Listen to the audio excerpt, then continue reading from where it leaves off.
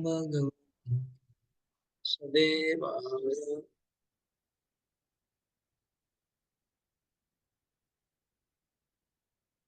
श्रीमद् भगवद गीता पंचम अध्याय श्लोक नंबर 23 आरंभ करेंगे।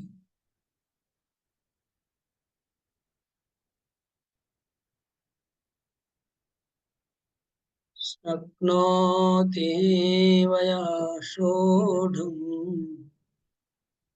प्राक्शरीरविमोक्षणात् कामक्रोधोद्भवं वेगम् स युक्तः स सुखी नरः।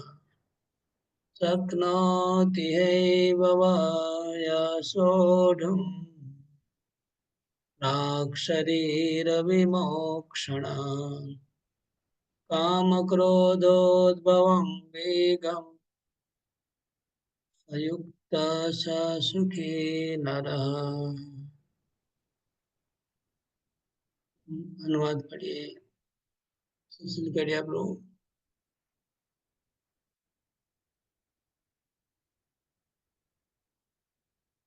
हाँ अभी अनम्यूट करिए। हरे कृष्ण प्रभु, दंडवत प्रणाम। यदि शरीर को त्यागने के पूर्व कोई मनुष्य इंद्रियों के वेगों को सहन करने तथा इच्छा एवं क्रोध के वेग को रोकने में समर्थ होता है तो इस संसार में सुखी रह सकता है। तात्पर्य, यदि कोई आत्म साक्षात्कार के पथ पर अग्रसर होना चाहता है तो उसे भौतिक इंद्रियों के वेग को रोकने का प्रयत्न करना चाहिए। ये वेग है वाणी वेग, क्रोध वेग, मनोवेग, उदर वेग, उपस्थ वेग तथा ज्यावा वेग। जो व्यक्ति इन विभिन्न इंद्रियों के वेगों को तथा मन को वश में करने में समर्थ है वह गोस्वामी या स्वामी कहलाता है।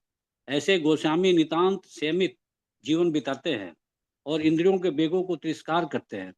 भौतिक इच्छाएं पूर्ण न होने पर क्रोध उत्पन्न होता है और इस प्रकार मन, नेत्र तथा यक्ष वक्षस्थल उत्तेजित होते हैं। अतः इस शरीर का परित्याग करने के पूर्व मनुष्य को इन्हें वश में करने का अभ्यास करना चाहिए। जो ऐसा कर सकता है वह स्वरूप प्रसिद्ध माना जाता है और आत्म साक्षात्कार की अवस्था में वह सुखी रहता है। योगी का कर्तव्य है कि वह इच्छा तथा क्रोध को वश में करने का भरसक प्रयत्न करे। हरे कृष्ण प्रभु। भगवान बोल रहे हैं सुखी स सुखी नर। कौन सुखी बन सकता है इस संसार में? जो इन वेगों को शक्नोति ये वे सोढ़ुम मतलब सहन करने के लिए, जो सहन कर सकता है इन वेगों को, 6 प्रकार के वेगों को, वो सुखी न रहे। प्राक शरीर विमुक्षणात्, शरीर को त्यागने की पूर्व तक। इसका मतलब ये हो गया कि जब तक हमारा शरीर रहेगा तब तक शरीर में वेग भी रहेंगे। शरीर छोड़ने के पहले तक ये वेग शरीर में रहेंगे। इन वेगों को सहन करने को भगवान बोल रहे हैं। 6 प्रकार के वेग है। वाणी का वेग मतलब बोलने का वेग। कभी कभी आदमी को हम लोग देखेंगे बार बार नहीं बोलने पे भी बोलते रहते, नहीं बोलने पे भी बोलते रहते हैं। उनको पूछा नहीं गया लेकिन फिर भी बोलते हैं। वो वाणी का वेग सहन करना। फिर मन का वेग, मन इधर भटकता रहता है। क्रोध का वेग, काम का वेग, पेट का वेग, जीभ का वेग, ये 6 प्रकार का वेग है। वेग मतलब फोर्स, करंट, प्रवाह। जैसे नदी का पानी जब पहाड़ से नीचे की तरफ बहता है तो बहुत फोर्स होता है, करंट होता है उसमें। यहाँ पर करंट कम हो जाता है नीचे जब, लेकिन ऊपर में करंट बहुत ज्यादा, जब हिमालय से नदी उतरती है उसको वेग कहते हैं। वो वेग, फोर्स, हमारे शरीर में भी ऐसे 6 प्रकार के फोर्स हैं। एक तो बोलने का फोर्स है, एक क्रोध का फोर्स है, मन का फोर्स है, काम का फोर्स है, जीव का और उदर का। इन 6 फोर्स को, वेग को जो सहन कर लेता है वो सुखी बनेगा। यही भगवान बोल रहे हैं, हमें इन छह वेग को सहन करने का प्रयास करना चाहिए। वाणी का वेग सहन करने के लिए अ, कई बार मौन व्रत करते लोग, वाणी का वेग को सहन करने के लिए। तो मौन करने से अच्छा है भगवान का नाम जप करते रहे।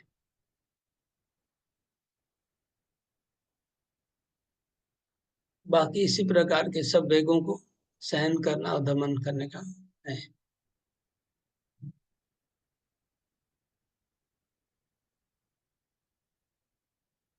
कई लोग मौन व्रत करते हैं, लेकिन ऐसे ही ऊं करके बोलते रहते हैं, वो आप कागज में लिख के देते हैं, तो बेकार का वैसा मौन व्रत से कोई फायदा नहीं होगा। इससे अच्छा काम की बात करें, बिना काम की बात नहीं करें।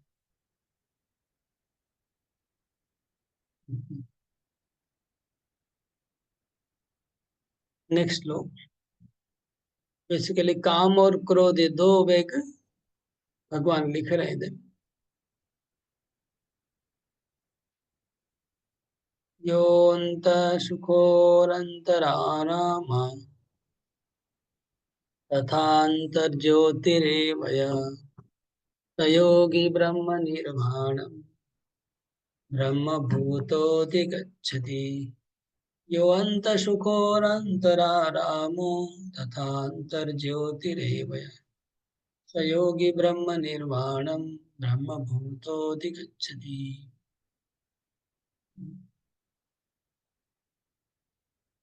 राजू प्रोपड़ी अनम्यूट करिए। हरे कृष्ण प्रभु जी।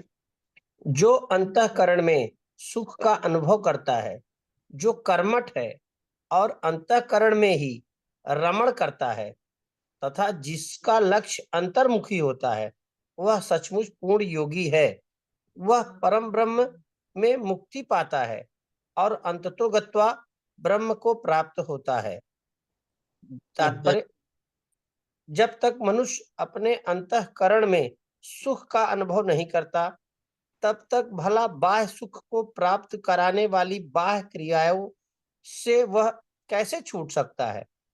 मुक्त पुरुष वास्तविक अनुभव द्वारा सुख भोगता है, अतः वह किसी भी स्थान में मौन भाव से बैठकर अंतःकरण में जीवन के कार्यकलापों का आनंद लेता है। ऐसा मुक्त पुरुष कभी बाह्य भौतिक सुख की कामना नहीं करता। यह अवस्था ब्रह्मभूत कहलाती है, जिसे प्राप्त करने पर भगवत धाम जाना निश्चित है। ओके। तो यो अंत सुख, जो अंतर में सुख, अंतर आराम, अंदर में आराम मिलता है, अंतर ज्योति, अंदर में प्रकाश मिलता है। वही आ, ये जो छह वेग हैं, काम का वेग, क्रोध का वेग, वाणी का वेग, मन का वेग, इन वेगों को तभी सहन कर पाएंगे जब अंतर में आनंद व सुख मिलेगा, तभी। तो अंतर में आनंद कैसे मिलेगा वो आगे बताया जाएगा। लेकिन अंतर में आनंद नहीं मिलेगा तो बाहर का त्याग नहीं कर पाएंगे सुख। लभन्ते ब्रह्म निर्वाणम् ऋषय क्षीण कल्मषा छिन्नद्वैधायतात्मान सर्वभूत हिते रता।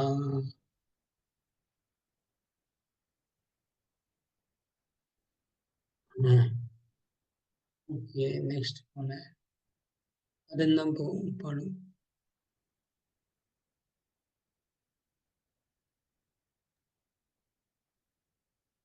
जो लोग संशय से उत्पन्न होने वाले द्वैत से परे हैं, जिनके मन आत्म साक्षात्कार में रत हैं और जो समस्त जीवों के कल्याण कार्य में करने में सदैव व्यस्त रहते हैं और जो समस्त पापों से रहित हैं, वे ब्रह्म निर्वाण मुक्ति को प्राप्त होते हैं।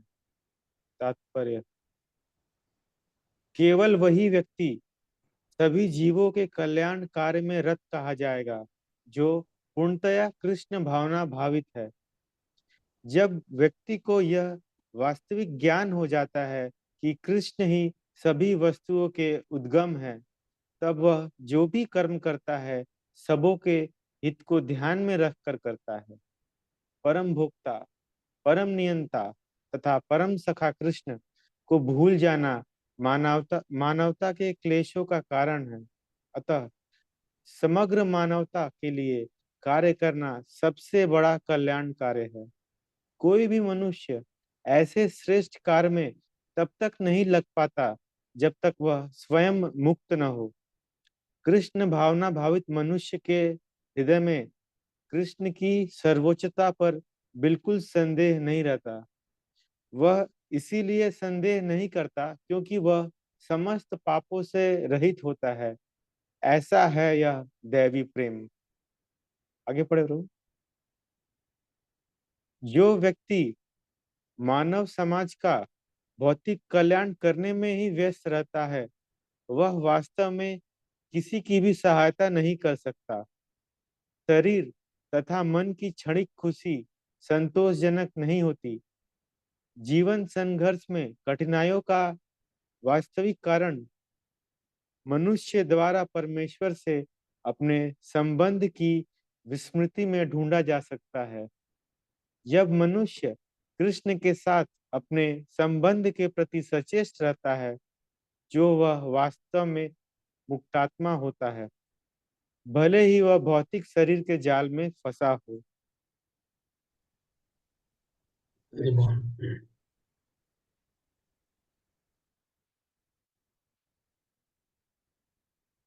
लभन्ते ब्रह्म निर्वाणम क्षीण कल्मषा छिन्न द्वेधा यतात्मान सर्वभूत हिते रता। सर्वभूत हिते रता मतलब जो जिनको ब्रह्म साक्षात्कार होता है वो सब जीवों का कल्याण भी उनकी भावना रहती है। सब जीवों का कल्याण करने की भावना रहती है। ये बहुत जगह गीता में आया है, पहले भी जैसे क्लेश उसमें भी आया है। 12वें अध्याय में भी यही बात लिखा था। ये तो ये तो जो लोग अव्यक्त के प्रति आसक्त होते हैं वो भी मेरे को ही भगवान से प्राप्त होते। सर्वभूत हित रहता, सब जीवों के हित में रत रहना चाहिए उनको, और सारे पापों से मुक्त होना चाहिए, संशय से मुक्त होना चाहिए, मन और इंद्रिय को संयम करना चाहिए, तभी ब्रह्म साक्षात्कार होता है, आत्म साक्षात्कार होता है।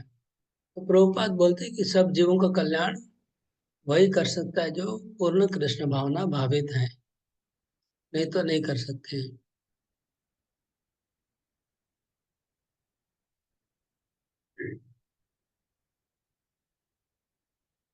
सब जब व्यक्ति को यह वास्तविक ज्ञान हो जाता है कि कृष्ण ही सभी वस्तुओं के उद्गम है, तब वो जो भी कर्म करता है वो सबके हित में ध्यान रखकर कर्म करता है। परम भोक्ता, परम नियंता, परम सखा कृष्ण को भूल जाना मानवता के क्लेशों का कारण है। वो आगे आएगा बात, लास्ट में यही पॉइंट आएगा।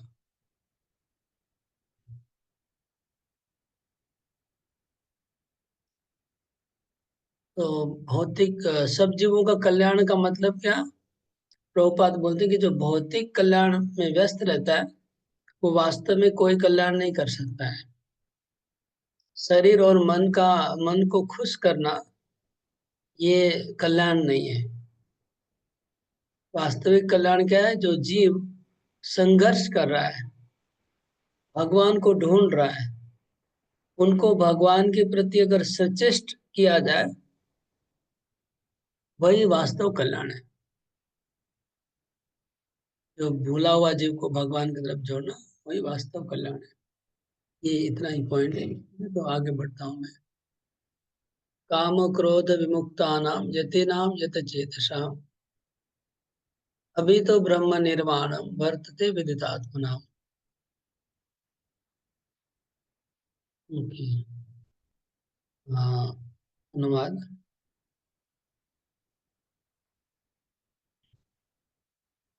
विजय शर्मा को अनुवाद पढ़िए। हरे कृष्णा।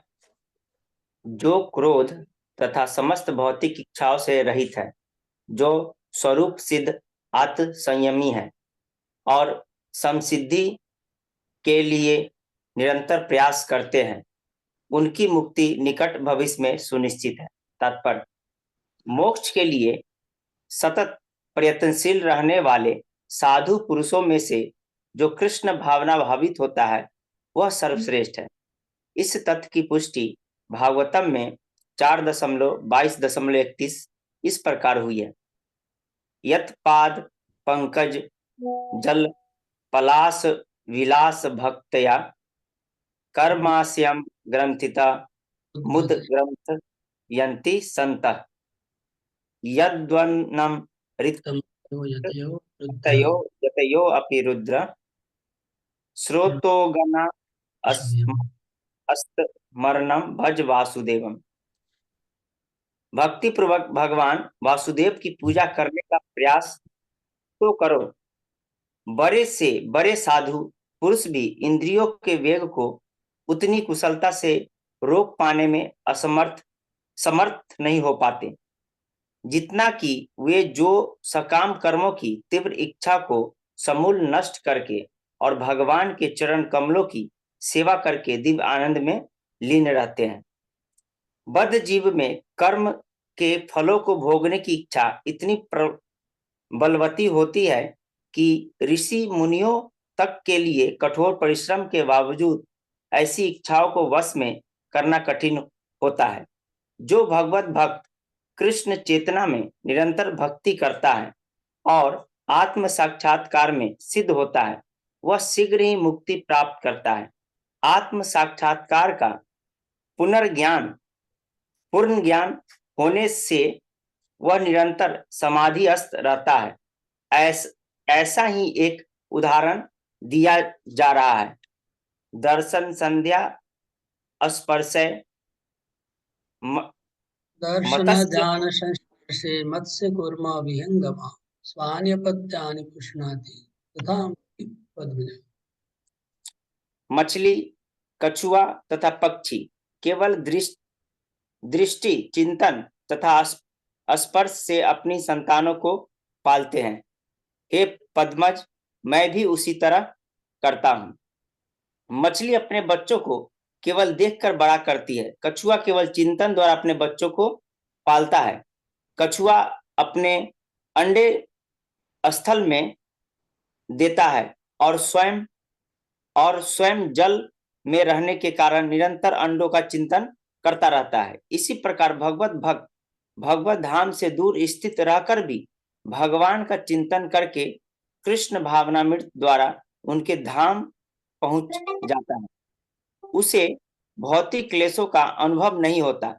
यह जीवन अवस्था ब्रह्म निर्वाण अर्थात भगवान में निरंतर लीन रहने के कारण भौतिक कष्टों के अभाव कहलाती है।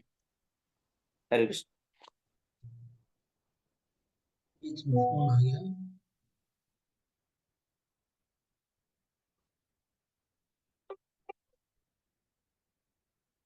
একটা ক্লাস চলছে অনলাইন, পরে ফোন।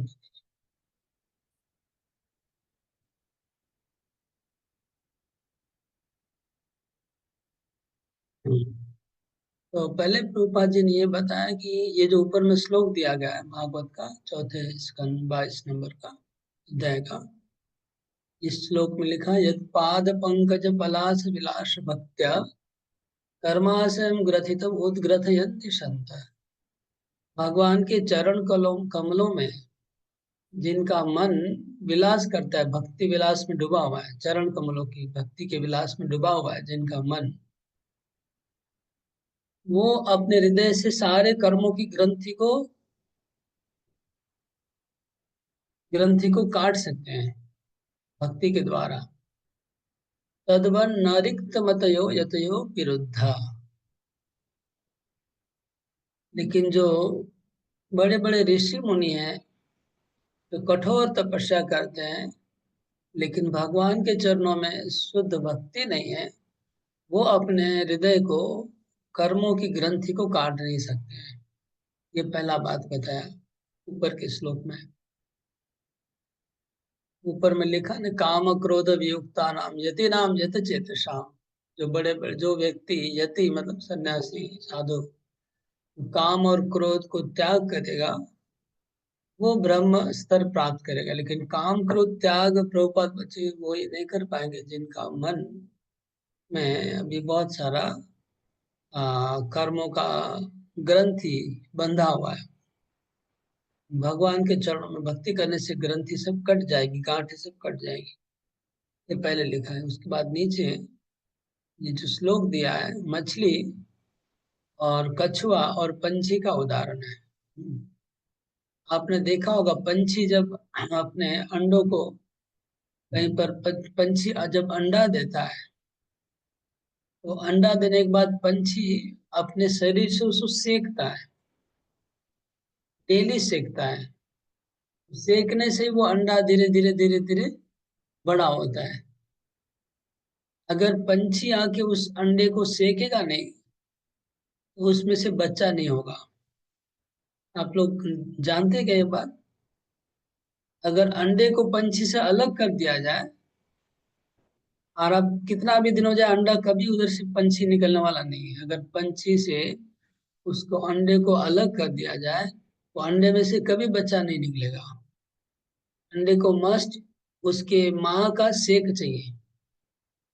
माँ पंछी जब तक उस अंडे को सेकेगी नहीं तब तक अंडा बड़ा नहीं होगा। ये मेरे ख्याल से इसको पता नहीं, साइंटिस्ट लोग इसको आर्टिफिशियली भी उसको सेक नहीं पाएंगे और सेक के उसमें से जन्म, अंडे को जन्म नहीं दे पाएंगे। मुझे नहीं लग रहा है, मुझे आइडिया नहीं, आप लोग जानते होंगे। मुझे तो ऐसा लग रहा है जब तक उनका माँ पंछी जब तक उस अंडे को सेकेगी नहीं तब तक उसमें से बच्चा अंदर में ग्रो नहीं करेगा। अंडा ग्रो होके जो बच्चा का जन्म, वो प्रोसेस रुक जाएगा। आप लोग को आइडिया है क्या इसके बारे में? हाँ तो बोलो। और इसी तरह मछली का बताया। मछली मतलब अंडा, पंछी अंडे को स्पर्श करता है और स्पर्श से ही वो अंडे का पोषण होता है। इस तरह मछली अपने बच्चों को, अपने अंडों को देखती है। जब तक मछली देखेगी वो अंडा बड़ा होगा। अगर मछली देखना बंद कर दे वो अंडा फिर नहीं देख पाएगी। अगर मछली तो उसमें से मछली का जन्म नहीं होगा। मछली हम अपने अंडों को देख के पोषण करती है। और कछुआ ध्यान करके अपने अंडे को पोषण करता है, और भी एडवांस।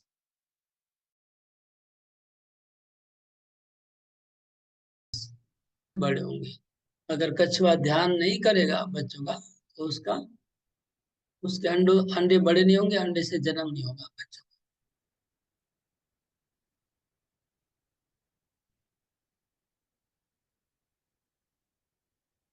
तो ये इसी प्रकार भगवान कहते, मैं भी अपने भक्तों का जिस प्रकार मछली, कछुआ और पंछी स्पर्श करके, देख के या ध्यान करके अपने अंडों का पालन करते हैं, मैं भी अपने भक्तों का स्पर्श करके या अपने भक्तों को आंखों से देख के और दूर से उनका ध्यान करके मैं भी उनका पालन करता हूँ। भगवान ऐसा बोल रहे हैं। भगवान कुछ भक्तों को तो जो साक्षात उनके सामने उनको स्पर्श करके पालन करते हैं। जैसे गजेंद्र को भगवान ने स्पर्श किया और प्रहलाद को भगवान ने स्पर्श किया। कुछ भक्तों को भगवान देख के पालन करते हैं। जैसे भगवान का श्री विग्रह है, वो सबको देखते रहते विग्रह से, सब भक्तों को। देख के पालन करते हैं। और कई भक्तों का भगवान अपने वैकुंठ से ध्यान करते रहते हैं। वैकुंठ में बैठे बैठे भगवान अपने भक्तों का ध्यान करते हैं, मेरा भक्त क्या कर रहा है, कौन सा भक्त क्या कर रहा है, उनको पालन, जिनका जिनका ध्यान में आएगा भगवान में, उनका पोषण होता रहेगा। अगर भगवान ध्यान करना बंद कर देंगे, उसका पोषण नहीं होगा। कछुआ जैसे ध्यान करेंगे वैसे ही। ये बात भगवान बोल रहे हैं। भक्त लोग भी ऐसे ही दूर रह के भी भगवान का सेवा करते रहते हैं। हाँ बोलिए राजू को। हरे कृष्णा प्रभु जी। प्रभु जी, दो दो बात है। एक जो है इसके पहले वाले श्लोक में जो है, वह इसलिए संदेह नहीं करता क्योंकि वह समस्त पापों से रहित है, ऐसा है यह दैवी प्रेम। यहाँ पर ये क्यों लिखा हुआ है दैवी प्रेम? और दूसरा प्रभु जी कि जो है, जो बड़े से बड़े साधु महात्मा हैं, वो अपने इंद्रियों को जो है प्रभु जी उतना कुशलता से नहीं रोक पाएंगे जितना जो है सकाम कर्मी कर पाएंगे। ऐसा क्या? सकाम कर्म, वो थोड़ा पूरा लाइन पढ़ने से तब समझ में आएगा। लिखा है बड़े से बड़े यहाँ साधु पुरुष की जगह ऋषि पकड़ लीजिए, ऋषि मुनि, ठीक है। इस श्लोक में हम देख रहे हैं ना, ऋषि मुनि का बात लिखा है। तो बड़े से बड़े ऋषि मुनि इंद्रियों को, वेग को अपनी कुशलता से रोक पाने में समर्थ नहीं हो पाते, जितना कि वो जो सकाम कर्मों की इच्छा को समूल नष्ट करके, आप पूरा लाइन पढ़िए, खाली सकाम कर्म में रुक जाएंगे तो मुश्किल है। आगे क्या लिखा है, सकाम कर्मों की तीव्र इच्छा को समूल नष्ट करके और भगवान चरण कमलों की सेवा करके दिव्य आनंद में लीन रहते हैं। अभी समझे क्या अर्थ हुआ? हाँ अनम्यूट करिए। इसका क्या अर्थ निकला, समझे ना? प्रभु जी, दोनों का मतलब तो एक ही हुआ कि बड़े से बड़े साधु और जो है सकाम कर्म की तीव्र इच्छा को नष्ट करने वाले, वो भी तो बड़े हाँ फिर साधु के आगे ही आगे लगे। आगे क्या लिखा है, उतना नहीं, अब आगे भगवान का बात ज्यादा इम्पोर्टेंट है। भगवान के चरण कमलों की सेवा करके दिव्य आनंद में लीन रहते हैं। हाँ तो जो बड़े से बड़े ऋषि मुनि की बात लिखा है, उसमें चरण कमलों की सेवा का बात नहीं है। तो क्या जो बड़े से बड़े ऋषि मुनि हैं, वो क्या भगवान के चरण कमलों की सेवा नहीं करते होंगे? वो ब्रह्म ज्योति का ध्यान करते हैं।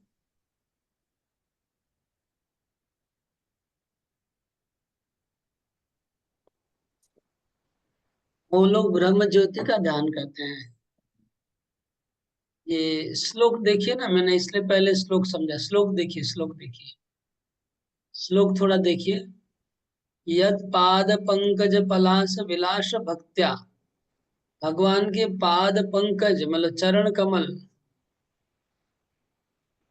पलाश मतलब चरण, चरण कमल की पंखड़ी, उसमें जो विलास करते हैं भक्ति पूर्वक जिनका मन, वो सारे कर्मों की ग्रंथि को उद्ग्रंथयन्ति, खोल देते हैं। लेकिन तद्वत न रिक्त मतयो यतयो, रिक्तमति मतलब जिनके मन में भक्ति नहीं है, जिनका मन सूखा है, ड्राई स्पेकुलेशन। और यतयो, यतयो मतलब सन्यासी, ऋषि मुनि, वो लोग उतना आराम से अपना कर्म वासना से मुक्त नहीं होंगे, जितना कि जो अपने मन को भगवान के चरणों में लगाते हैं। ये अर्थ हुआ।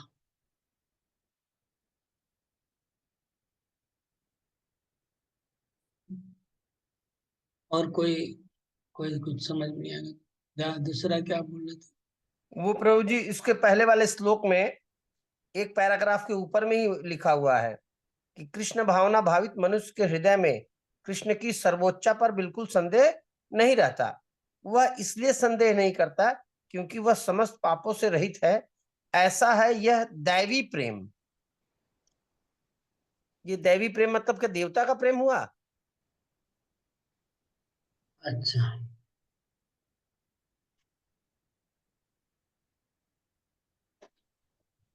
दैवी मतलब डिवाइन, इंग्लिश में डिवाइन लिखा है। डिवाइन मतलब आध्यात्मिक प्रेम, भौतिक नहीं। दैवी प्रेम मतलब यहाँ आध्यात्मिक प्रेम।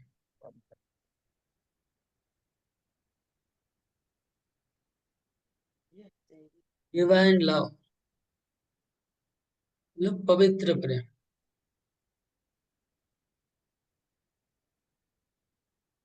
ओके प्रभु जी। अगला श्लोक में जाएंगे।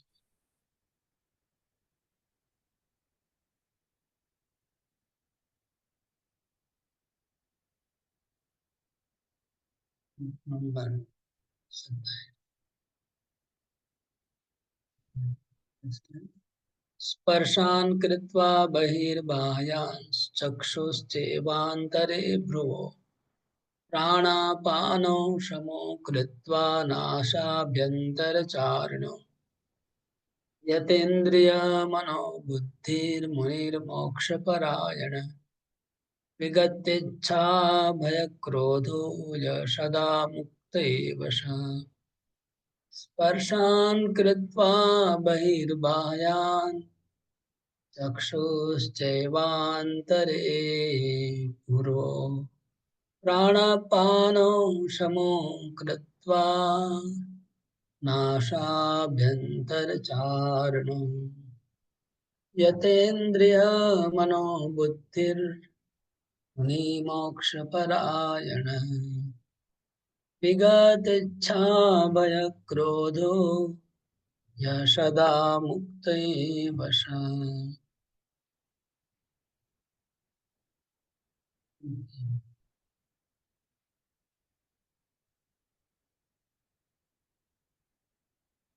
कौन है नेक्स्ट? पढ़िए आप लोग। विजय शर्मा को आप पढ़िए अनुवाद। समस्त इंद्रिय विषयों को बाहर करके दृष्टि को भौं के मध्य में केंद्रित करके प्राण तथा अपान वायु को नथनों के भीतर रोककर और इस तरह मन इंद्रियों तथा बुद्धि को वश में करके जो मोक्ष को लक्ष्य बनाता है, वह योगी इच्छा, भय तथा क्रोध से रहित हो जाता है। जो निरंतर इस अवस्था में रहता है वह अवश्य ही मुक्त है।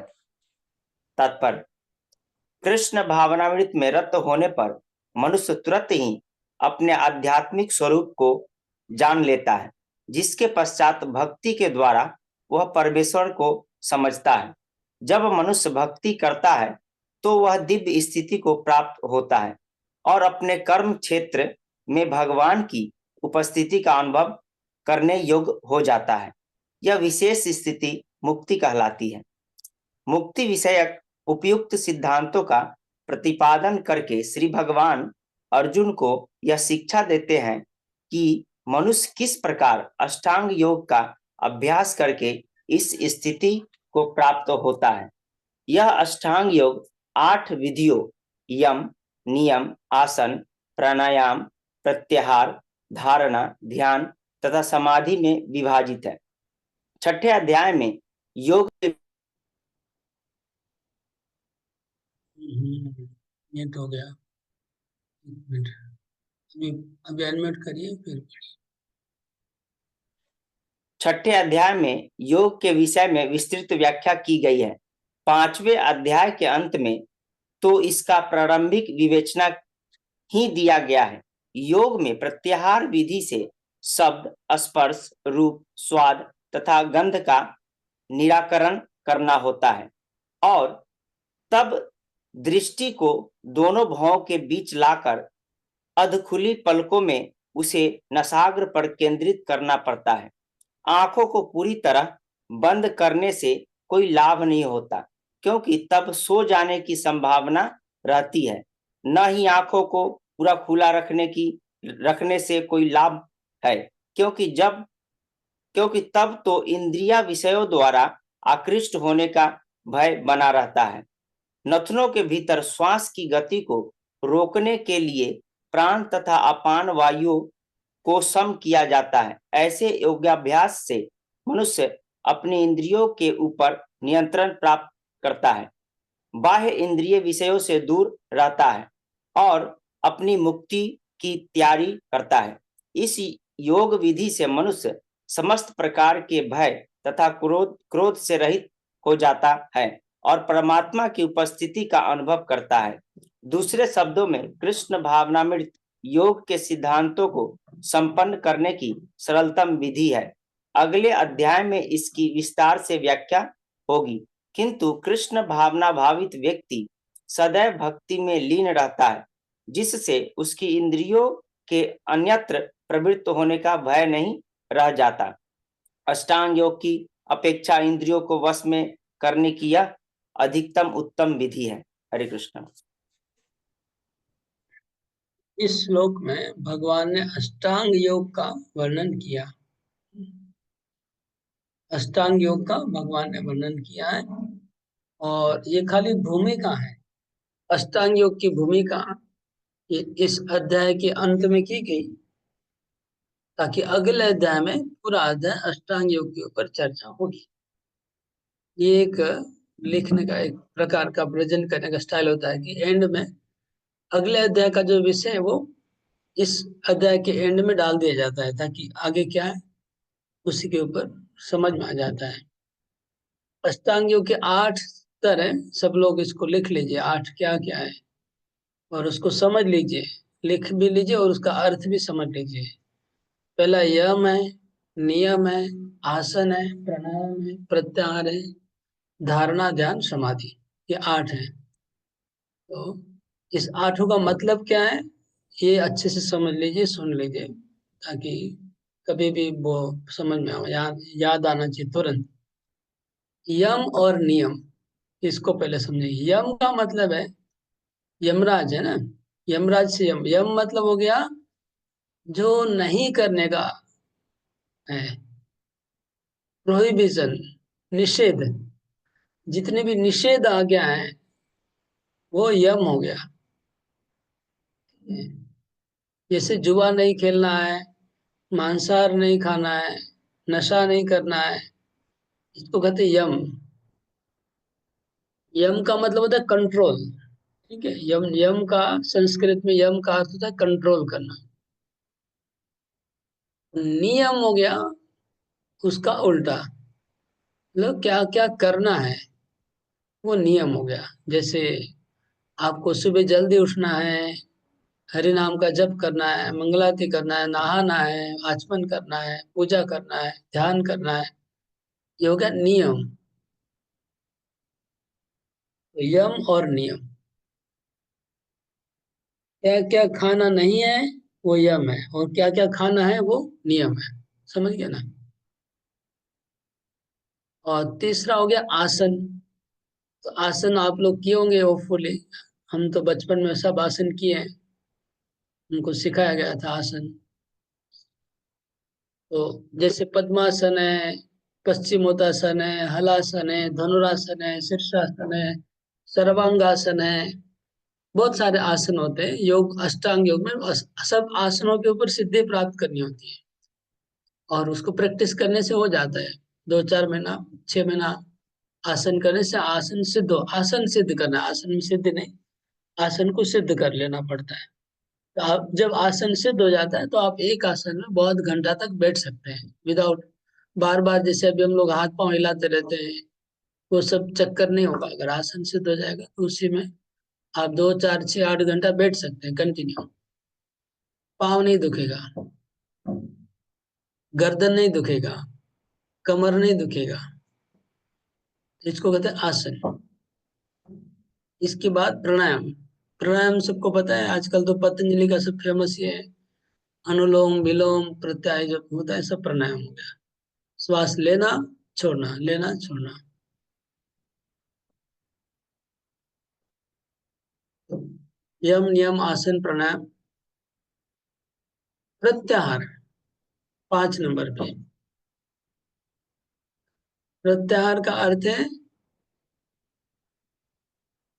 जो इंद्रियां बाहर में भटक रही है उनको वापस, बाहर से लेके वापस लेके आना, घुमा के वापस लेके आना, और अपने अंदर इंद्रियों को अंतर की तरफ मोड़ना, बाहर से अंदर में मोड़ लेना, बाहर के विषयों से घुमा के वापस अपने अंदर लेके आना, अंदर में मोड़ देना, उसको कहते हैं प्रत्याहार।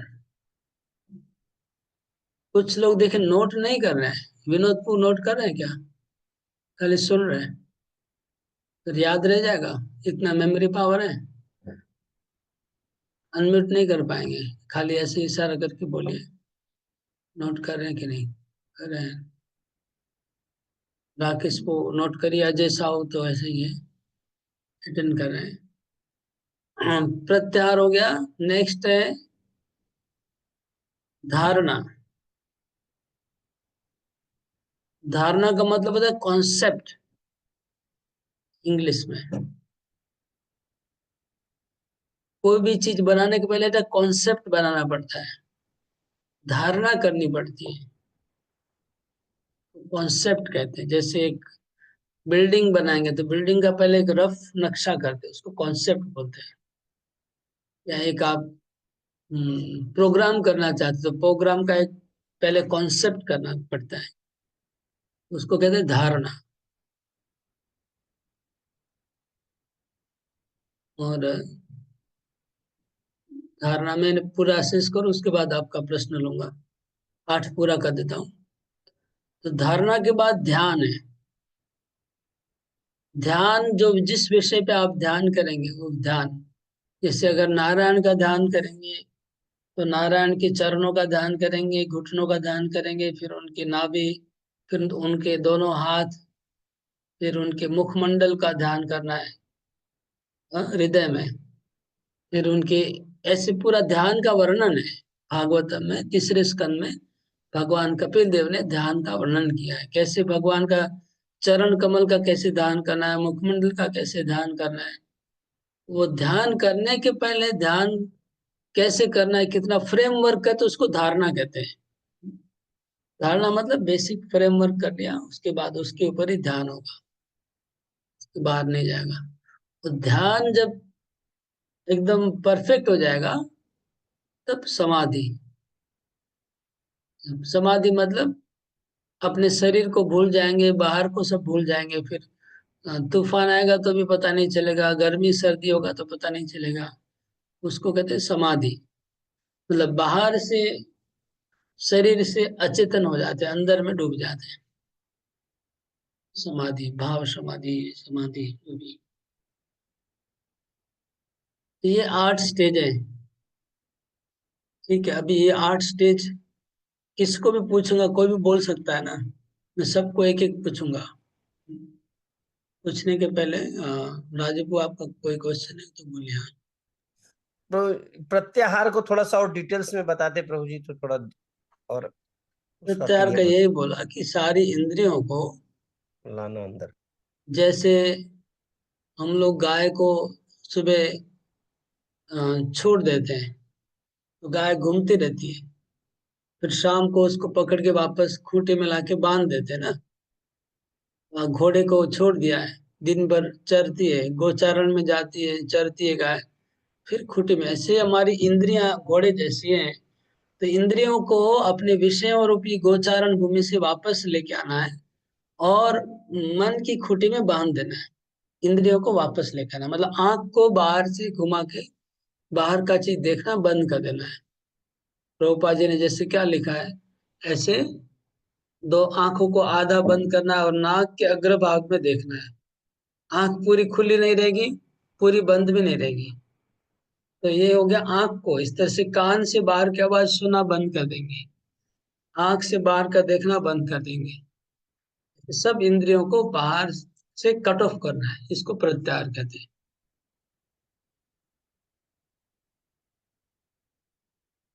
ये अष्टांग योग है, बाद में भक्ति योग नहीं है। भक्ति योग में तो सारी इंद्रियों को भगवान में लगा देना है, और अष्टांग योग में सारी इंद्रियों को कट ऑफ करके हृदय में ले जाना है। वो कभी एक एक वस्तु एक एक जन को मैं पूछूंगा, और जिनको पूछूंगा वो अनम्यूट करके बोलेंगे, और एक्यूरेट होना चाहिए, किसी का मिस्टेक नहीं होना चाहिए, है ना। ओके। सरिता जायसवाल माता जी, आप बताइए यम का मतलब क्या है। जिसको जो पूछूंगा वही बोलेंगे, दूसरा कुछ नहीं।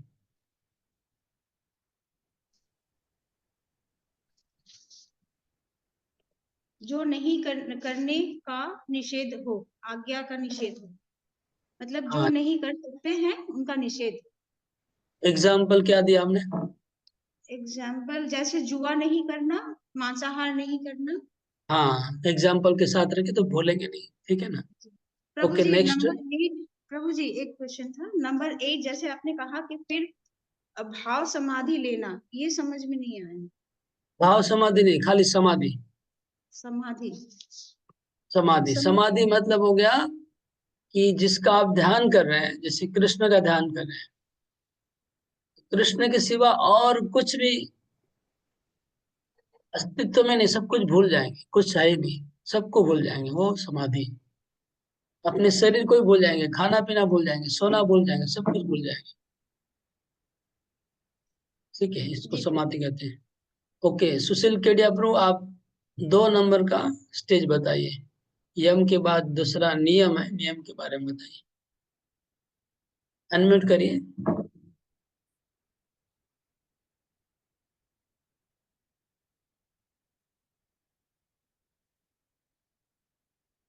अनम्यूट करिए।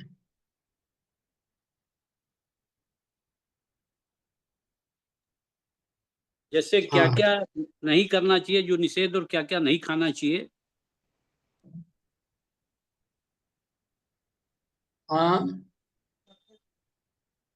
क्या क्या खाना है और क्या क्या करना है।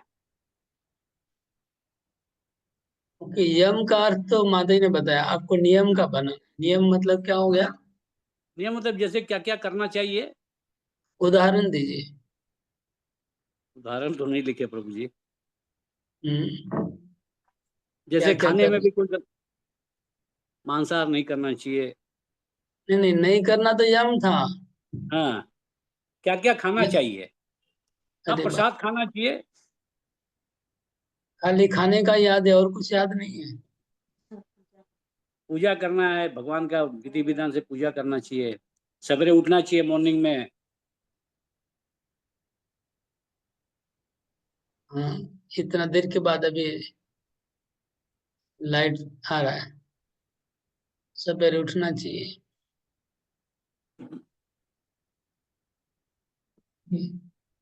देखिए, इतना कॉन्फिडेंट अच्छे से नहीं बोल पाया, जबकि बहुत सीधा था। हम्म, सुबह जल्दी उठना है, नहाना है, मंगलारती करना है, पूजा करना है, जप करना है। ये हो गया नियम। लिख के, एग्जाम्पल लिख के रखिए। जब इतना देर में नहीं बोल पा रहे तो बाद में कैसे बोल पाएंगे। इतना इजी क्वेश्चन है। ओके, नेक्स्ट हो गया यम नियम। अभी आगे मैं पूछ रहा हूँ। ओके, प्रवीण प्रो, आसन क्या है।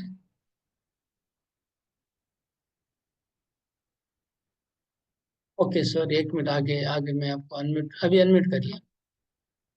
प्रभु आसन मतलब डिफरेंट टाइप का मतलब फिजिकल पोस्चर जिससे बॉडी को कंट्रोल करने के लिए हम लोग करते हैं। जैसे हलासन हो गया, फिर मयूरासन, उस टाइप के उसको बोलते हैं आसन। ओके, पर्पस क्या है आसन का। सो बेसिकली पर्पस ये है कि अगर हम लोग ध्यान करना होगा तो बॉडी का कंट्रोल बहुत इंपॉर्टेंट है, तो आसन से हम लोग बॉडी को कंट्रोल कर सकते हैं। मतलब बहुत that long that time. that is the initial stage for controlling our senses. So this is the initial stage, we can say. हाँ, बहुत लॉन्ग टाइम एक जगह बैठ पाएंगे। Bad bang. ध्यान करने के तो बैठना पड़ेगा ना, Hmm. नहीं तो बैठ नहीं पाएंगे। अगर आसन सिद्ध नहीं किया तो आप 2-2 मिनट में चंचल Hmm. हो जाएंगे। चंचल। थोड़ा Hmm. पाँव हिलाएंगे, फिर हाथ हिलाएंगे, फिर पानी पीने पे ये करना है, फिर वो करना है। आसन सिद्ध हो जाएगा तो एक जगह लॉन्ग टाइम बैठ सकते हैं without disturbance. Okay, okay, Prabhu. आसन हो गया। नेक्स्ट पूछूंगा अभी। ओके, राकेश जायसवाल को आप बताइए, प्राणायाम क्या है। प्राणायाम प्रभु वो जो है सांस को कंट्रोल करना, अनुलोम विलोम, इसको प्राणायाम बोलते हैं प्रभु। हरे कृष्ण प्रभु। तो प्राणायाम भी ऐसे कहते हैं कि अगर कोई प्राणायाम डेली करेगा तो उसका एक तो श्वास की जो लाइन है, प्रक्रिया, वो पूरी साफ होती है। वो भी नहीं, पूरा शरीर सफाई होता है। पूरे शरीर में हमारे जैसे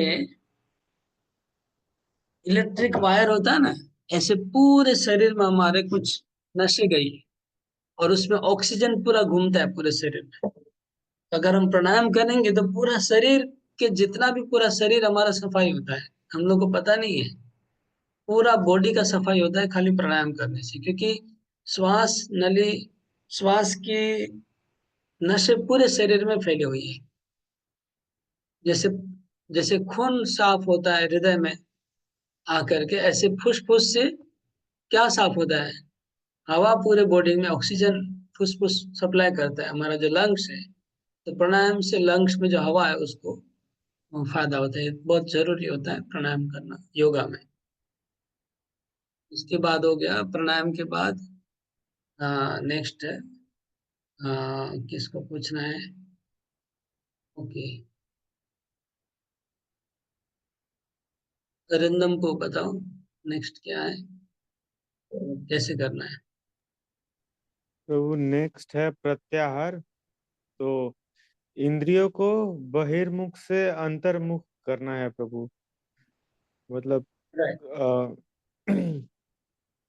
सेंसेस को कंट्रोल करना है। मतलब कुछ बाहर कुछ साउंड आ रहा है तो साउंड पर ध्यान नहीं देना है, सुन के भी उसको सुनना नहीं है या देख के भी देखना नहीं है। सेंसेस को पूरा कंट्रोल करना है। राइट, बहिर्मुख से अंतर्मुख करना है इंद्रियों को। एकदम ठीक है ना, एकदम ठीक है। ओके, हमारे वो निताई प्रभु है ना, निताई मुखर्जी प्रभु, वो इसमें पूरा सिद्ध है।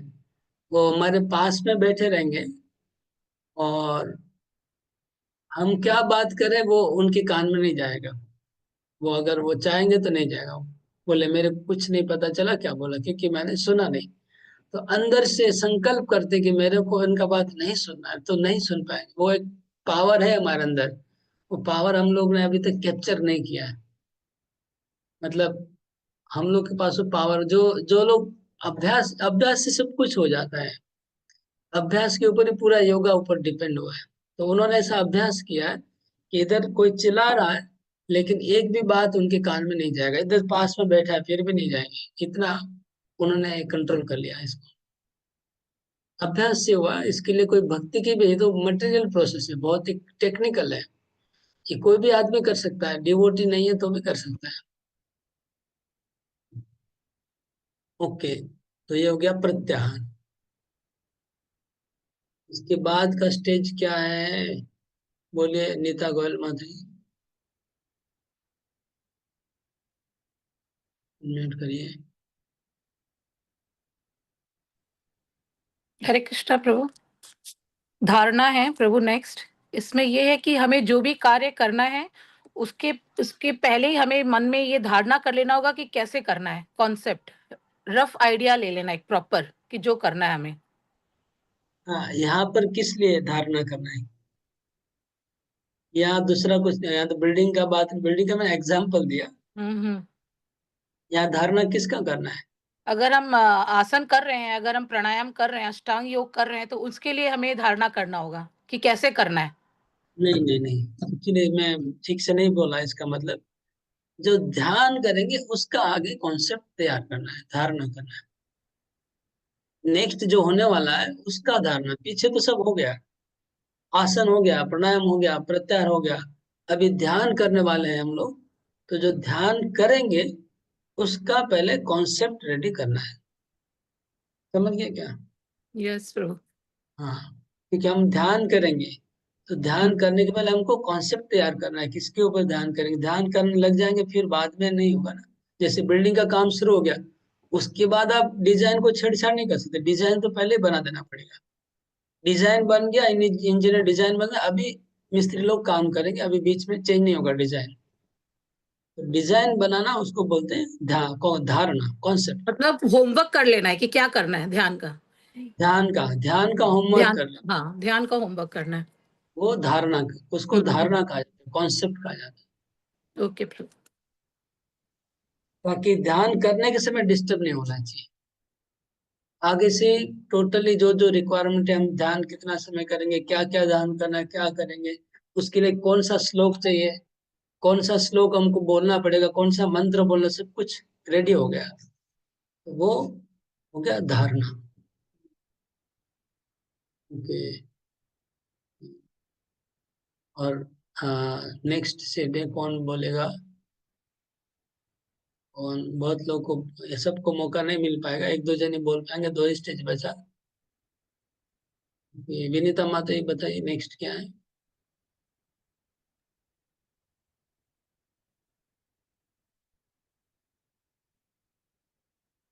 आपका आवाज ही नहीं आ रहा है, आवाज बंद पड़ा है। हाँ, वो लगा के रखा है ना कान में, उसका प्रॉब्लम है। और कोई बोलिए आप। पुष्पा गुप्ता माता ये बताइए नेक्स्ट स्टेज क्या है? हाँ, हरे कृष्णा गुरु जी। ध्यान, जिस विषय का हम लोग ध्यान करेंगे उसको ध्यान करते हैं। जैसे विष्णु का ध्यान करेंगे, ओके।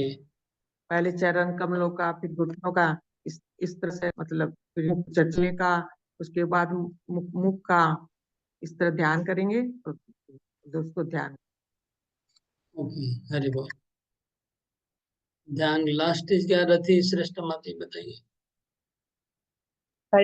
प्रभु जी, समाधि, ध्यान जब परफेक्ट हो जाता है उसे समाधि, बाहर से अचेतन हो जाना उसे समाधि। हाँ, बाहर की दुनिया को भूल जाना तो समाधि। तो ये 8 स्टेज याद रखिएगा। ये अष्टांग, इस अष्टांग योग का मतलब, अष्ट मतलब 8, अंग मतलब 8 लिम्ब, 8 अंग हैं। तो 8 अंग मतलब अष्टांग, इसलिए इसका नाम अष्टांग योग। 8 अंग है, यम नियम आसन प्राणायाम प्रत्याहार धारणा ध्यान समाधि, ये 8 हैं, इसलिए इनको अष्टांग कहते हैं। ओके, अगला श्लोक।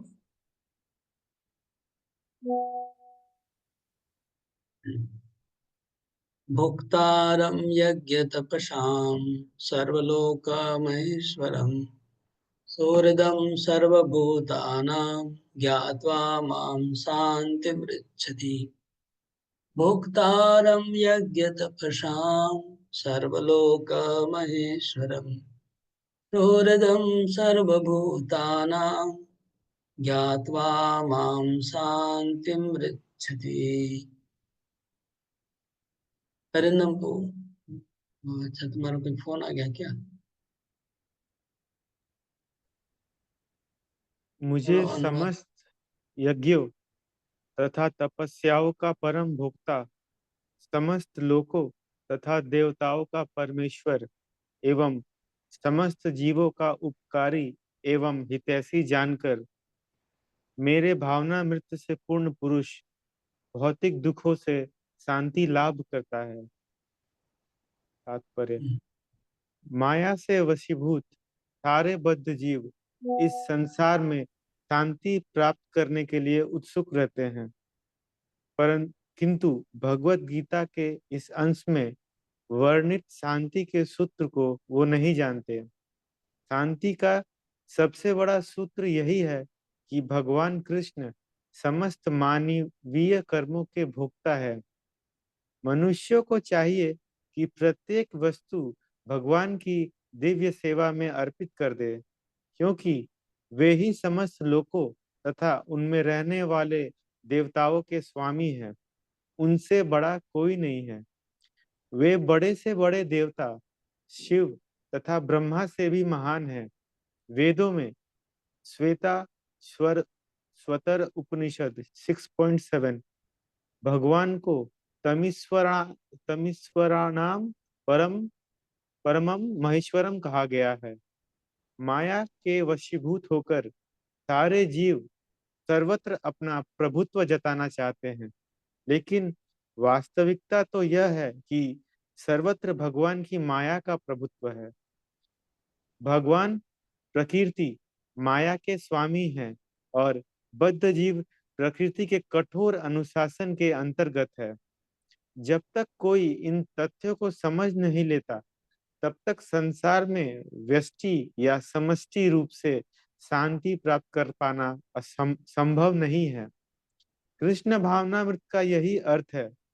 भगवान कृष्ण परमेश्वर हैं तथा देवताओं सहित सारे जीव उनके आश्रित हैं। पूर्ण कृष्ण कृष्ण भावनामृत में रहकर ही पूर्ण शांति प्राप्त की जा सकती है। यह ओके। 5वां अध्याय कृष्ण भावनामृत की, जिसे सामान्यतया कर्म योग कहते हैं, व्यवहारिक व्याख्या है।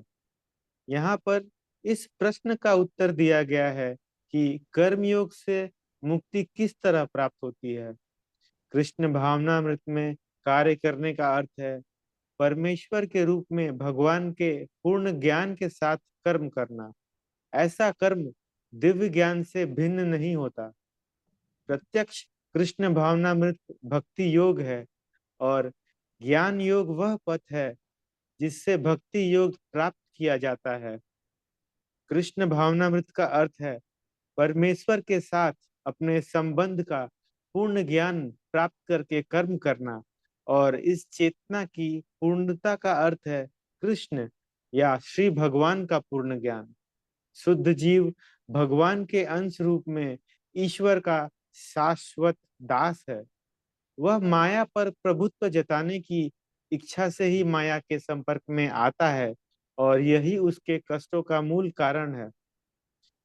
जब तक वह पदार्थ के संपर्क में रहता है, उसे भौतिक आवश्यकताओं के लिए कर्म करना पड़ता है, किंतु कृष्ण भावनामृत उसे पदार्थ की परिधि में स्थित होते हुए भी आध्यात्मिक जीवन में ले आता है, क्योंकि भौतिक जगत में भक्ति का अभ्यास करने पर जीव का दिव्य स्वरूप पुनः प्रकट होता है। जो मनुष्य जितना ही प्रगत है, वह उतना ही पदार्थ के बंधन से मुक्त रहता है। भगवान किसी का पक्षपात नहीं करते। यह तो कृष्ण भावनामृत के लिए व्यक्तिगत व्यवहारिक कर्तव्य पालन पर निर्भर करता है, जिससे मनुष्य इंद्रियों पर नियंत्रण प्राप्त करके इच्छा तथा क्रोध के प्रभाव को जीत लेता है। और जो कोई उपर्युक्त कामेच्छाओं को वश में करके कृष्ण भावनामृत में दृढ़ रहता है, वह ब्रह्म निर्वाण या दिव्य अवस्था को प्राप्त करता होता है। कृष्ण भावनामृत में अष्टायोग योग पद्धति का स्वयमेव अभ्यास होता है, क्योंकि इससे अंतिम लक्ष्य की पूर्ति होती है। यम, नियम, आसन, प्राणायाम, प्रत्याहार, धारणा, ध्यान तथा समाधि के अभ्यास द्वारा धीरे धीरे प्रगति हो सकती है, किंतु भक्ति योग में तो ये प्रस्तावना के स्वरूप है, क्योंकि केवल इसी से मनुष्य को पूर्ण शांति प्राप्त हो सकती है। यही जीवन की परम सिद्धि है। इस प्रकार श्रीमद् भगवत गीता के 5वें अध्याय कर्म योग कृष्ण भावना भावित कर्म का भक्ति वेदांत तात्पर्य पूर्ण हुआ। हरे कृष्ण। ये श्लोक का शुरुआत हुआ कैसे? लिखा है शांति सूत्र। प्रभुपाद बोले कि सब लोग शांति ढूंढ रहे हैं, संसार में सारे जीव शांति ढूंढ रहे हैं, किंतु शांति के सूत्र को नहीं जानते हैं।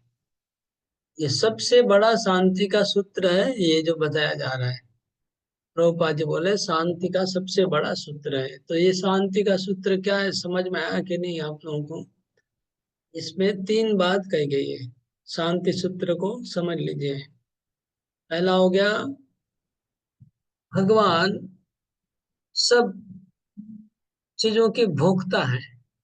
मतलब हम जो भी यज्ञ करते हैं और तपस्या करते हैं, यज्ञ मतलब आप जो भी धर्म कर्म कर रहे हैं वो सब यज्ञ हैं, और जो तपस्या करें, तपस्या मतलब किसी भी प्रकार का अगर आप कष्ट उठा रहे हैं कहीं पर भी, तो वो कष्ट किसके लिए उठा रहे हैं, उसके भोक्ता भगवान है, ठीक है, उसका बेनिफिशियरी भगवान है।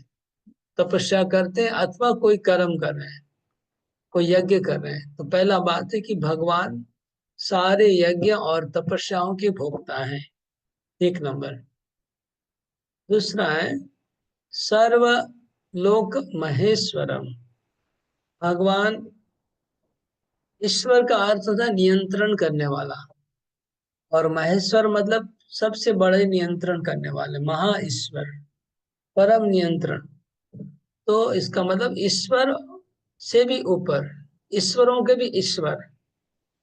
भगवान सब जीवों को नियंत्रण भगवान कर रहे हैं, ये दूसरा पॉइंट समझना है। खाली जीवों को नहीं, सारी सृष्टि को नियंत्रण कर रहे हैं वो, सब प्रक्रिया को नियंत्रण कर रहे हैं, प्रकृति को नियंत्रण कर रहे हैं, सारे कर्मों को नियंत्रण कर रहे हैं, सब जीवों की गति को नियंत्रण कर रहे हैं। तो नियंत्रण करता भगवान है, 2 नंबर। और 3 नंबर पॉइंट है सुहृदम सर्वभूतानाम। सब जीवों के सुहृद है, सुहृद मतलब वेल विशर, उनके शुभाकांक्षी है, हिताकांक्षी है। 3 बात है, इस श्लोक को याद करना है, मेमोरी श्लोक है। पहला है भोक्तारम यज्ञ तपस्याम, समस्त यज्ञ और तपस्याओं के भोक्ता भगवान है। दूसरा, सबके नियंत्रण करता भगवान है, सर्वलोक महेश्वरम। तीसरा, सूर्यदम सर्वभूतानाम, सब जीवों के वो परम सुहृद हैं, परम मित्र हैं, परम शुभाकांक्षी हैं। तो इसका मतलब आप जो भी कर्म व यज्ञ कर रहे हैं, या आप जो भी तपस्या उठा कष्ट कर रहे हैं, तपस्या कर रहे हैं, समझ लीजिए वो भगवान को जा रहा है, भगवान उसका भोग करने वाले हैं, भोक्तारम यज्ञ तपस्या। दूसरा, आपका जीवन व आपके चारों तरफ जो भी गतिविधियां हो रही है उसका नियंत्रण कर रहे हैं भगवान। तीसरा, भगवान आपके परम सुहृद है, आपके वेल विशर है, हमेशा आपका अच्छा मंगल भगवान कामना कर रहे हैं। ये 3 चीज अगर कोई समझ जाएगा तो उसको शांति प्राप्त होगी।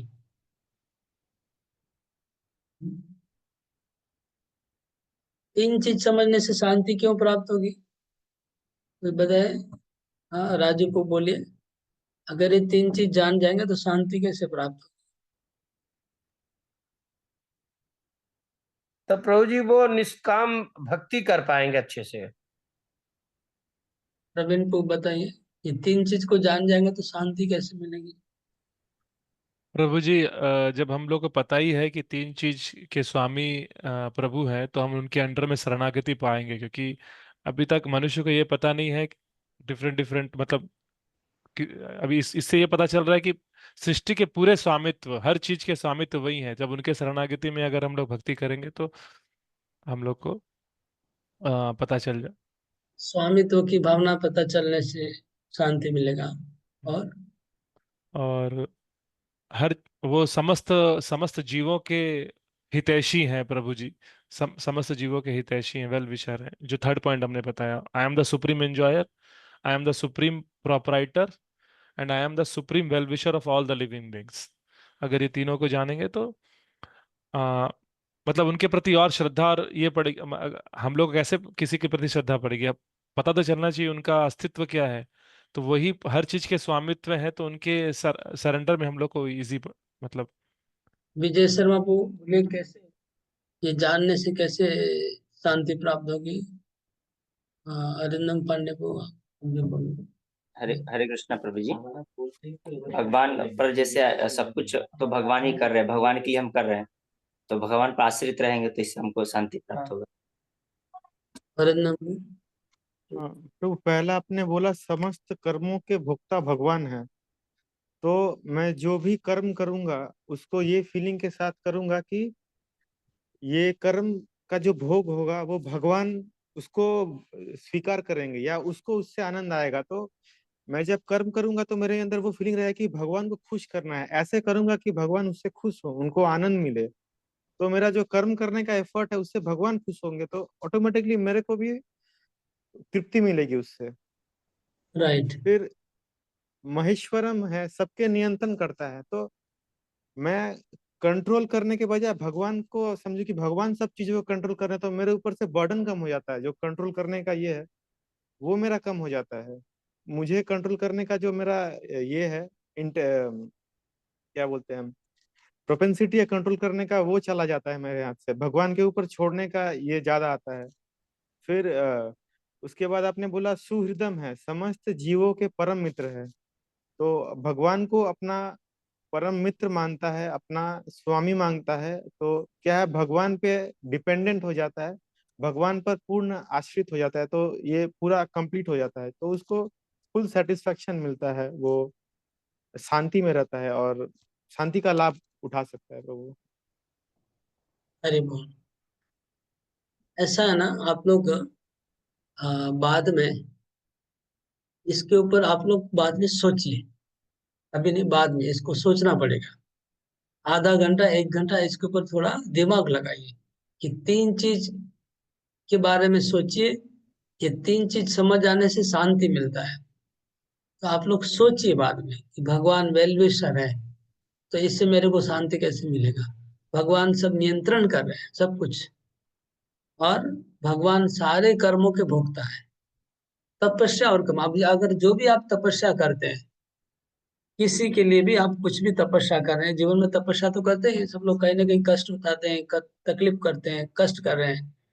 तो वो तपस्या तो आप किसी के लिए भी कर रहे होंगे, लेकिन एक्चुअली तपस्या वो भगवान बोलते हैं, मैं उसका भोगता हूँ। समझ रहे हैं? कि जिसके लिए तपस्या करते हैं उसको क्या कोई फर्क नहीं पड़ेगा, वो तो समझ भी नहीं पाएगा कि आप तपस्या कर रहे हैं, लेकिन परमात्मा तो देख रहे हैं आप तपस्या कर रहे हैं। तो परमात्मा एक्चुअली रिसीव कर रहे हैं आपकी तपस्या। आप कुछ कर्म कर रहे हैं तो परमात्मा कर्म को रिसीव कर रहे हैं, यज्ञ को रिसीव कर रहे हैं, और फिर नियंत्रण करते हैं। वो सब कण कण में सबको नियंत्रण कर रहे हैं, और वो हमारे हृदय में वेलविशर हमारे पास बैठे हुए हैं। ये 3 चीज को, इसके ऊपर थोड़ा सोचिएगा। सोचने से पता चलेगा, ऐसे नहीं, ऐसे फिलोसॉफिकली कुछ समझ में नहीं आएगा शांति क्या चीज है। सोचेंगे, उसके ऊपर अपना दिमाग थोड़ा मेडिटेट करना पड़ेगा, कॉन्टेम्पलेट करना होगा, तब भी समझ में आएगा कि शांति। जैसे बोलते हैं कि चैतन्य चंद्र रो लीला करो विचार, विचार करिले चित्ते पावे चमत्कार। ऐसे बोलते हैं, चैतन्य चंद्र लीला करो विचार, विचार करिले पावे चित्ते पावे चमत्कार। तो इसके ऊपर आप विचार करेंगे सोच के आराम से, तब चमत्कार जो अंदर में वो प्रकट होगा कि क्या चमत्कार है, सूत्र क्या है शांति का, तब पता चलेगा। और इसका ऑपोजिट भी है, ऑपोजिट भी सोचना है। ऑपोजिट क्या है? ऑपोजिट ये है कि मैं भोगता नहीं हूं, मैं नियंत्रण करने वाला नहीं हूं, और मैं किसी का वेल विशर भी नहीं बन सकता हूँ। ये 3 चीज समझ जाएंगे तो शांति होगा। पहले तो हमको समझना है कि भगवान भोगता है, भगवान सबके एंजॉयर है, और फिर समझना है कि मैं एंजॉयर नहीं हूँ साथ साथ में। फिर इधर समझना है कि भगवान सुप्रीम कंट्रोलर है, इसको अच्छे से समझना है, और मैं, मेरे कंट्रोल में कुछ भी नहीं है, और भगवान वेल विशर है सबके, मैं वेल विशर हो नहीं सकता। पहले तो ये समझना है कि भगवान कंट्रोलर है, भगवान एंजॉयर है, और भगवान सबका वेल विशर है। इससे शांति मिलेगा। और साथ साथ में ये भी बाउंड्री लगाना है कि मैं कंट्रोलर नहीं हूँ, मैं एंजॉयर नहीं हूँ, और मैं वेल विशर नहीं हूँ। अशांति होती है, अशांति आती है इससे जब मैं कंट्रोल करना चाहता हूँ, मैं एंजॉय करना चाहता हूँ, मैं वेल विशर बनता हूँ, तभी सारी अशांति आती है। जैसे उसका ऑपोजिट करना पड़ेगा, तभी शांति होगी। तो ये कितना सीक्रेट फॉर्मूला है ना, अभी तक किसी ने बताया नहीं होगा। दुनिया सारा जीवन बीत गया, कभी गीता पढ़ने के पहले कभी पता नहीं चला है। ये भी एक बात है, शांति सूत्र है गीता में। हरे कृष्ण। तो कोई प्रश्न है कुछ किसी को? विनोद पूरा हाथ उठाया था, क्या बात है? कुछ बोलना है तो अनम्यूट करके बोलिए।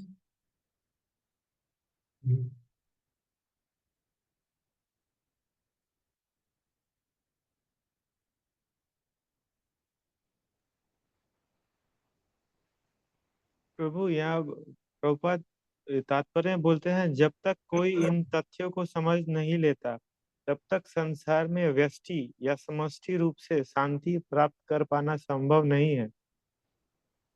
तो व्यष्टि मतलब इंडिविजुअली और समष्टि मतलब कलेक्टिवली, दोनों से वो आनंद नहीं, शांति नहीं मिलेगा उसको जितना भी कोशिश करे वो। हाँ बिल्कुल। थैंक यू प्रभु। मतलब कलेक्टिवली पूरे मानव समाज को स्वीकार करना पड़ेगा कि कृष्ण कंट्रोलर है, कृष्ण वेलविशर है, और कृष्ण सुप्रीम एंजॉयर है। पूरे समाज को ये मानना पड़ेगा। अगर पूरे समाज को सुखी करना है तो पूरे समाज को एक्सेप्ट करना पड़ेगा। और अगर हमको सुख होना है तो हमको एक व्यक्तिगत व्यष्टि हमको समझना पड़ेगा। ये बोल रहे हैं। प्रभु जी, तो ऐसे तो पूरा फैमिली पर भी ऐसी लागू, फैमिली में सबको इस चीज को मानना चाहिए, तब जाके फैमिली में इस तरीके से शांति सूत्र को हम लोग कर पाएंगे। बिल्कुल। अगर इसको जैसे अगर पूरा परिवार इसको मान लेगा तो पूरा परिवार शांति हो जाएगी, और पूरा समाज मान लेगा तो पूरा समाज शांत हो जाएगा, पूरा देश मान लेगा तो पूरा देश शांत हो जाएगा। और नहीं तो वेस्टी मतलब इंडिविजुअली कोई नहीं मानता, अगर मैं मान जाऊं तो मैं शांति हो जाएगी मुझे।